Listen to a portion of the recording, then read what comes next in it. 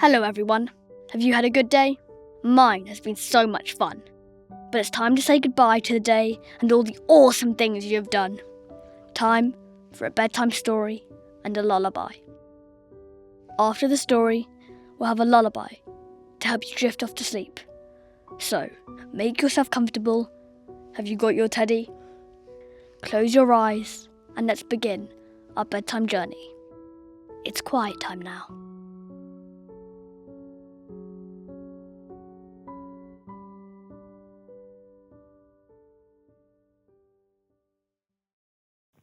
The Little Gingerbread Man.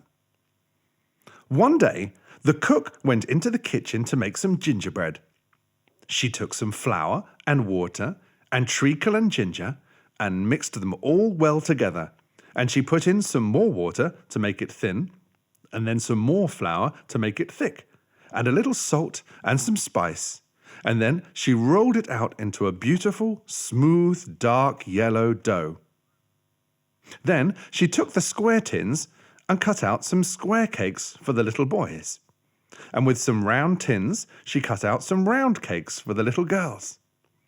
And then she said, "I'm going to make a little gingerbread man for little Bobby." So she took a nice round lump of dough for his body and a smaller lump for his head, which she pulled out a little for the neck. 2 other lumps were stuck on beneath for the legs, and were pulled out into proper shape, with feet and toes all complete, and 2 still smaller pieces were made into arms, with dear little hands and fingers. But the nicest work was done on the head, for the top was frizzed up into a pretty sugary hat. On either side was made a dear little ear, and in front, after the nose had been carefully moulded, a beautiful mouth was made out of a big raisin, and 2 bright little eyes with burned almonds and caraway seeds. Then the gingerbread man was finished, ready for baking. And a very jolly little man he was. In fact, he looked so sly that the cook was afraid he was plotting some mischief. And when the batter was ready for the oven, she put in the square cakes, and she put in the round cakes, and then she put in the little gingerbread man in a far back corner, where he couldn't get away in a hurry. Then she went up to sweep the parlour, and she swept till the clock struck 12, when she dropped her broom in a hurry, and exclaiming, "Lawks, the gingerbread will be all baked to a cinder!" She ran down into the kitchen and threw open the oven door. And the square cakes were all done, nice and hard and brown. And the round cakes were all done, nice and hard and brown. And the gingerbread man was all done too, nice and hard and brown. And he was standing up in his corner, with his little caraway seed eyes sparkling, and his raisin mouth bubbling over with mischief, while he waited for the oven door to be opened. The instant the door was opened, with a hop and a skip and a jump, he went right over the square cakes and the round cakes and over the cook's arm, and before she could say, "Jack Robinson," he was running across the kitchen floor as fast as his little legs would carry him towards the back door, which was standing wide open and through which he could see the garden path. The old cook turned round as fast as she could, which wasn't very fast, for she was rather a heavy woman, and she had been quite taken by surprise. And she saw lying right across the doorway, fast asleep in the sun, old Mouser, the cat. "Mouser! Mouser!" she cried. "Stop the gingerbread man! I want him for little Bobby!"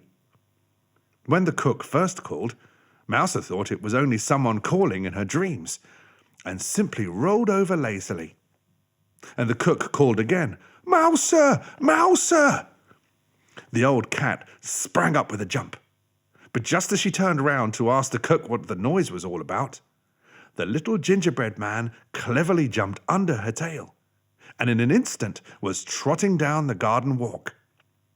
Mouser turned in a hurry and ran after, although she was still rather too sleepy to know what it was she was trying to catch.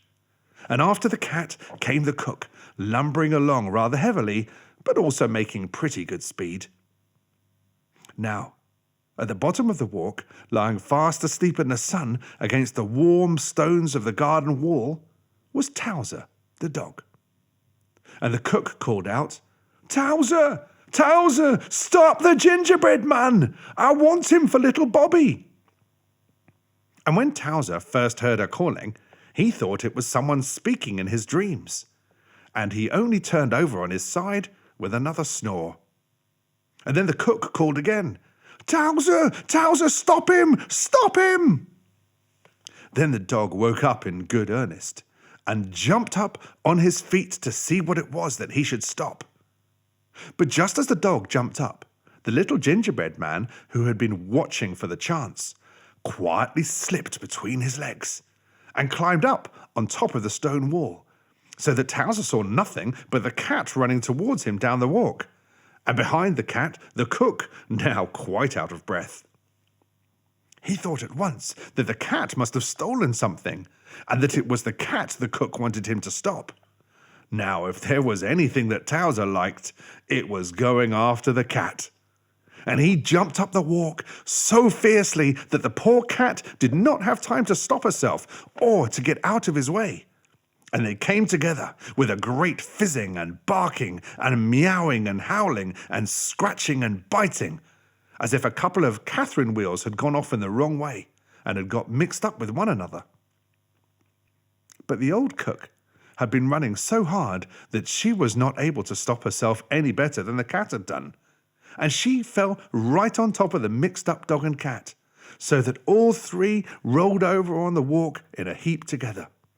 And the cat scratched whichever came nearest, whether it was a piece of the dog or of the cook.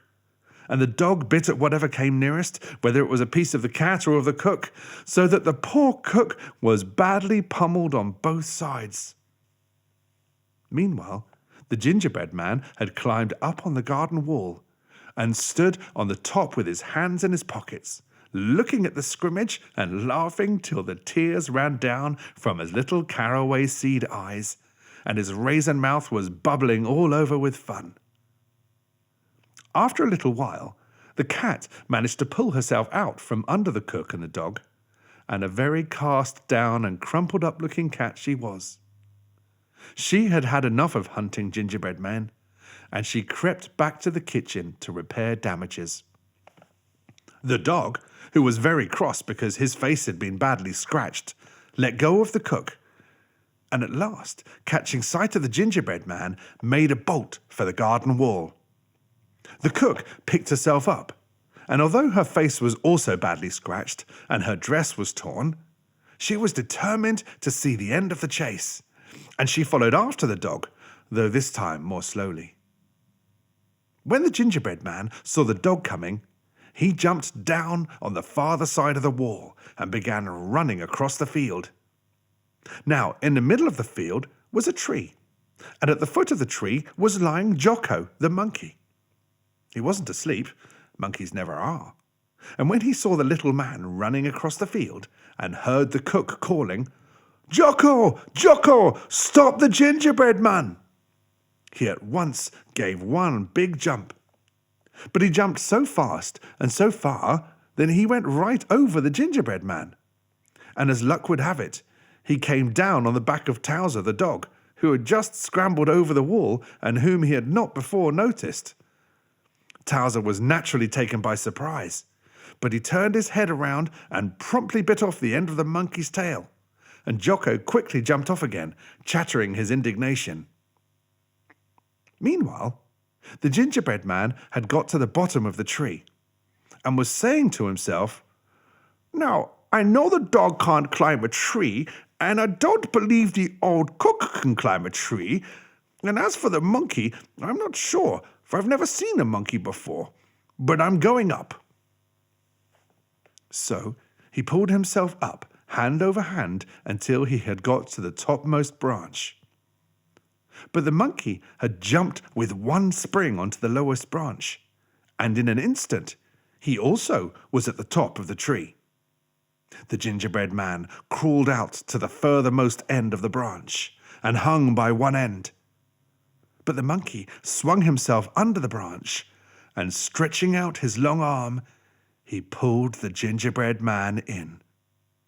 Then he held him up and looked at him so hungrily that the little raisin mouth began to pucker down at the corners, and the caraway seed eyes filled with tears. And then, what do you think happened? Why, little Bobby himself came running up.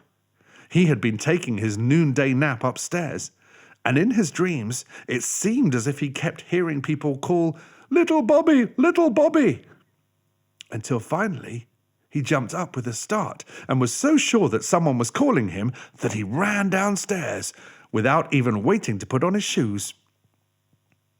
As he came down, he could see through the window in the field beyond the garden the cook and the dog and the monkey, and could even hear the barking of Towser and the chattering of Jocko. He scampered down the walk with his little bare feet pattering against the warm gravel, climbed over the wall, and in a few seconds arrived under the tree, just as Jocko was holding up the poor little gingerbread man. "Drop it, Jocko!" cried Bobby. And drop it Jocko did, for he always had to mind Bobby. He dropped it so straight that the gingerbread man fell right into Bobby's uplifted pinafore. Then Bobby held him up and looked at him, and the little raisin mouth puckered down lower than ever, and the tears ran right out of the caraway seed eyes. But Bobby was too hungry to mind gingerbread tears, and he gave one big bite and swallowed down both legs and a piece of the body. "Oh," said the gingerbread man, "I'm 1/3 gone." Bobby gave a second bite and swallowed the rest of the body and the arms. "Oh," said the gingerbread man, "I'm 2/3 gone." Bobby gave a third bite and gulped down the head. "Oh," said the gingerbread man, "I'm all gone." And so he was. And that is the end of the story.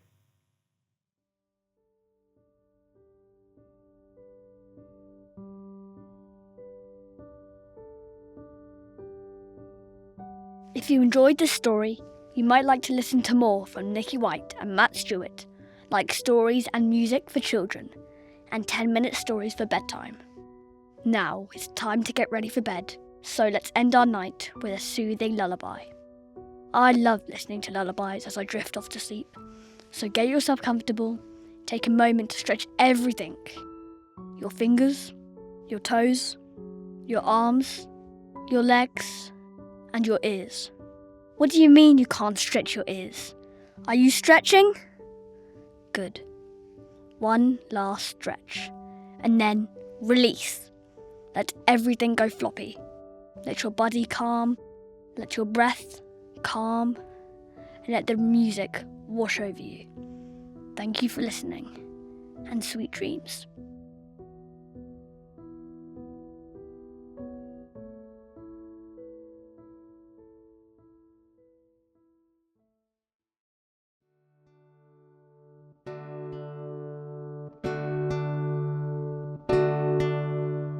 Hush, little baby, don't say a word. Mama's gonna buy you a mockingbird. If that mockingbird won't sing, Mama's gonna buy you a diamond ring. If that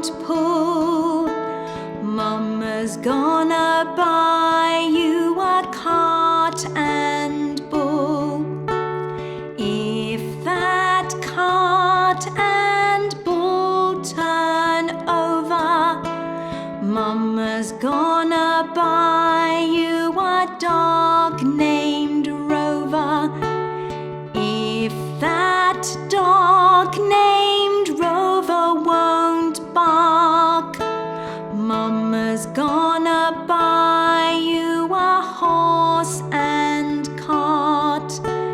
If that horse and cart fall down, you'll be the sweetest little baby